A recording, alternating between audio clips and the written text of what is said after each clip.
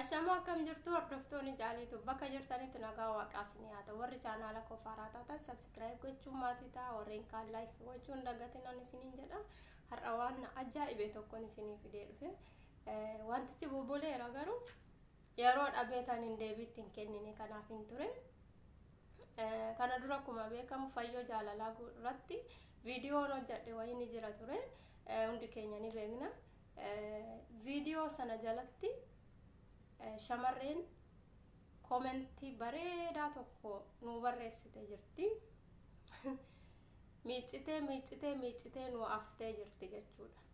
Kanaaf jechoonni ishiin barreessitu sanii deebiin itti kennamuu qaba. Kanaaf anis itti kennuu kan hin barbaadeef kanaaf jechuudha. Daraartuu Mohammad intala jedhamtu jechuudha. Koomentichalee remove godheen jira sababaan isaas koomentiiwwan akkasii taa'uunsaa maal fayyadu maaliif mana keenya keessa kosii yeroo ol keenyu mana keenya xureessa malee mana keenya qulqulleessu waan ta'eef kosii mana keenya keessa jiru xaragannee gadi baasuun dirqama ganama narribaa kaane mana keenya keessa kosii xaragnee baasna miti kanaaf nutis kosii nu jala jiru xaragnee waan baasuu qabnuuf xaragee baasira ishiif deebiin kenna amma sababaan suura fayyoo asirratti fayyadamee fi intalli jechoota kana barreessite tarii fayyoo gaafumsa nabicha argitee laata isa jedhuufan suura fayyoo fayyadamuu barbaade tarii gaafa sana suura ishii qofaa yoo argite akkuma barbaadde nuu jechuu dandeessi garuu immoo fayyoo naadha mucaa ta'uufiillee akka hubattuufani kan mucaa ishii wajjin kaa'e jechuudha jechoota ishii keessaa fuudhee duratti dubbachuu barbaada jecha ishii keessaa inni tokkoffaan isin bultiif miti oolma fintaatanii jedhe kan jedhu jira baalagee barcuma ofii teessurra nama teessisti jedhan ati bultoof osoo hin ta'in oolmadhaaf sitti fayyadamaa jiru jechuudha. Shamarreen biyya Arabaa anillee biyyuma Arabaa keessan jiraarrasi fayyoon egaa akkuma argitu kana galte haadha mucaallee taaterti bultoodhaafis taaterti fakkeenya nuu taaterti jechuudha. Kananni kun kan biraa baga rabbiin biyya Arabaa nan ijjachiisinii jette inna eeyyee baga sin ijjachiisin sababaansaa namni ilaalchisaa gadi bu'aa ta'e bakka dhaqee hundatti milkaa'u dandeetti milkaa'inaa hin qabu otuma biyya Arabaa dhufteellee milkooftee hin galtu turte maaliifin sammuun kee kan inni yaadu wantoota dadhaboo fi wantoota du'aa ta'e yaadda waan ta'eef milkaa'ina yaaddu waan ta'eef yeroo maraa namni tokko jecha tokko gaafa siin jedhu kufaatii yaadda ishii yaadaa oolta waan ta'eef namarratti jecha summii yaadaa oolta waan ta'eef milkooftee hin galtu turte bagan dhufinii siin jedha.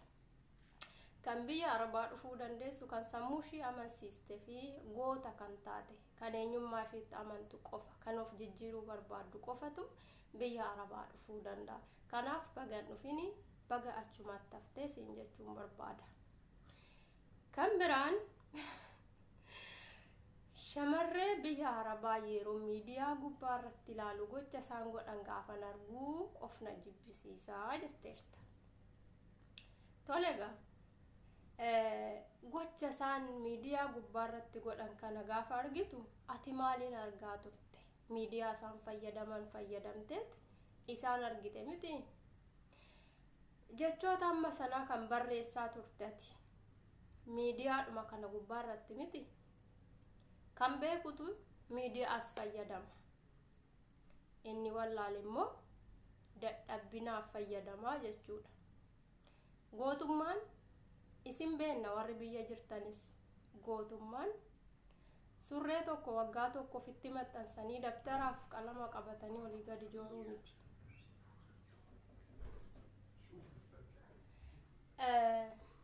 Nawaamu se'eeni gootummaan qalamaa fi iskiriiptoo tokko qabatanii jooruu miti. Kanaaf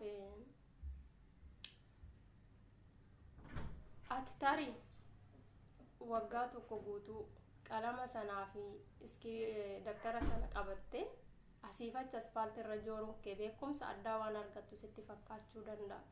Beekumsi kan argamu uumamaan ni argama, barachuunis ni argama. Garuu mana barumsaa dhaqaniif qofan baratan, sammuu ofii haaromsan beekumsa adda ta'e argachuu hin danda'a. Maaliif namni sun sammuu isaa keessa summiin addaa jira yoo ta'e, yaada dadhabaa baatee deema yoo ta'e mana barumsaa deema malee waan mana barumsaa deemeef hin beeku jechuudha. Kuni beekumsaa miti jechuudha. Kanaaf shamarree biyya arabaati callistee waamuudhaaf yeroo si barbaachisatti yaaduu si barbaachisa. Shamarreen biyya arabaa goota yoo beekte jechuudha, goota. Kan rabbi isa eebbisetu shamarree biyya arabaa argata. Akka abbaa manaa fayyoo kan argitame hin argine ganaa arguu qabda waan ta'eef kan rabbi isa eebbisetu shamarree biyya arabaa argata. Maaliif ishiin hunda dandeessudha waan ta'eef jechuudha. Hundatti beekti, bu'aa bahii jireenyaa hunda beekti waan ta'eef rakkinaaf gammachuu gadadoo hundumaa argite keessa darbitee beekti waan ta'eef isiniif mana barumsaa galanii maastarii fi digirii caananii bahuun barumsa addaa argachuu isinitti fakkaata. Bakki shamarreen biyya arabaa jirtu kun garuu mana barumsa addaati. Mana barumsa sammuu itti baratan beektaa achiidha biyya arabaa nuuf jechuudha. Kanaaf shamarreen biyya arabaa maqaa isinitti waamtaniin osoo hin ta'in maqaan ishii adda, goota ishiin maqaan ishii. Kan rakkataaf qaqqabdu kan namaaf jiraattu ofii ishiitiif otoo hin ta'in kan namaaf jiraattu. Yeroo baay'ee kan ibsattu shamarreen biyya arabaa jecha shaamaa jedhuuni. Shaamaan akkuma beektu mana kee keessa gaafa ibsaan badee ibsatteet ifa argatta. Shaamaan sun garuu ofii isaatii dhangala'aatti nuyiif ifa kenna mana keenya keessatti. Kanaaf shamarreen biyya arabaas immoo akkasiidha jechuudha. Callistee waamuudhaaf xiqqoo ishii ni ulfaata maqaa keetiif maqaati irra jirtu kana waamamuu hin dandeessu jechuudha beekte. Kanaaf shamarree biyya arabaa callistee maqaa ishee busheessuudhaaf callistee waan margite irratti odeessuudhaaf atiyyuu mana barumsaa deemuu si barbaachisa. Mana barumsaa haaraa galtee barachuu si barbaachisa siin jechuun barbaada. Kan biraan dhiirotaaf ofuma keessanii maallaqa laattanii dhiironni nu nyaatan jettu jette tarii obboleettii keetii yookiin fira kee wayiitu akkasitti laate fi sitti boo'e ta'a. Kanaafis jechuu dandeessa ta'a. Kan biraan immoo yeroo fi dhibamanii argan dhibee namaa beeku. Tarii ofiifis dhuftee dhibamtee galteetu akkana jechuu dandeesseera. Namoonni yeroo baay'ee waan isaan irra ga'e tokko kan dubbachuu barbaadan nama fakkeessanii dubbatu beektaa. Ofii isaanii gadi baasanii of obsuun barbaada waan ta'eef nama fakkeessanii haasa'uu barbaadu. Kanaaf akkas jechuu dandeesse ta'a. Sii galee laata. Kanaan alatti shamarree biyya arabaa jettee innaa hundumaa gadi baatee dubbachuuf gadi baatee barreessuudhaaf durayyuu jechuudha. San hunda barreessuudhaaf qubeen keetu jajallataa ture. Qubee seeraan barreessuu bari. Shamarree biyya arabaa irratti waa barreessuu keetiin dur qubee afaan oromoo seeraan barreessuu barishi. Gaafa isa sana bartee haala mijataa ta'een shamarree biyya arabaa arrabsuu ni dandeessa. Shamarree biyya arabaa jechuunis waan addaa miti sii galee shamarreedha ana jechuudha. Biyya arabaa immoo biyya arabaati. Biyya maqaa isaaniiti. Akkuma Itoophiyaan Itoophiyaa taate biyya arabaas biyya arabaati. Kanaaf ishii nuti jechuudha fakkaa jennee jiraanna jiraachisuus dandeenye of dandeenye yeroo dhirsi bahee galu soo giddi dhume zayitiin dhume kuni ta'e hin jennu. Maaliif qoxobbi godhanneeti itti seennee jiraanna. Waggaa guutuu surree tokko ofitti laxxafnee isa wajjin na argaa jechaan oolu aspaartii mataa keenya gadi qabannee boruu keenyaa fi kan nuti kaachaa jirtu. Tarii ishiin ittiin nu arrabsite kun tokko lama arguu dandeessa. Isa sin kaadu maaliif sitti fakkaate namni hunduu tokko miti waan ta'eef tokko lama arguu dandeessa miidiyaa irratti sirriidha. Isa ragaan siin ba'a. Garuu immoo asirrattis deebiin sii kenna. Maqaa nama dhibbaatiniin yookiin maqaa nama tokkootiin namni dhibbi waamamuu hin danda'u.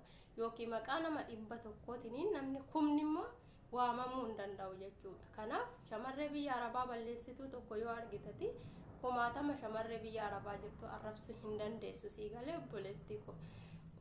Si qofa miti kan akka keetii hundatu ishee arrabsaa oola. Nuyiif immoo waan nuti taanee hin argamin tokko yoo abbaan barbaade nuun jedhe homaa jechuu miti jechuudha. Nuti of beekna, eenyummaa keenya ni beekna, kaayyoo keenya maaliif akka baane ni beekna. Kanaafuu dhabduun didduu waan of gootuuf hin dhabdan hin dadhabdan waan ta'eef waan barbaadan jechuu dandeessu. Gaafa dadhabdan gaafa dhabdan waan baay'ee haasoftu warri jechoota akkasii fayyadamtan kun dhiiras haa ta'u shamarrani. Namni tokko waan tokko yaalee gaafa dadhabee bakkaan ga'uu dadhabe wanti sun akkasi wanti kun akkana wanti kun akkasi jechuun balaaleffatu sii galee. Kanaaf maaliifin mallattoo dadhabummaa isaanii waan agarsiisuuf jechuudha. Namoonni biraas waan dadhaban isaanitti fakkaata. Kanaaf yaaltanii shamarree biyya arabaarra wanti dhabdan wayii gaafa jiru shamarree biyya arabaarratti daboo baatu sinii galee. Nuti gaa of taanee jiraachuu barbaanna, of qabnee jiraachuu barbaanna, boruu keenya jiruu keenya cimsannee jiraachuu waan barbaannuufi akkasin nuti nu waamtas sanatti miti nuti kan argamnu sii galee. Namoonni kumaatamni maniiru waa'ee shamarree biyya arabaa kumaatamni jechuudha. Kan sammuunsaa bal'aanii fudhata, kan sammuunsaa dhibbaa akkuma waraqataaf gowwaa jedhanii sana qabatee guyyaa guyyaan odeessaa oola sii galee.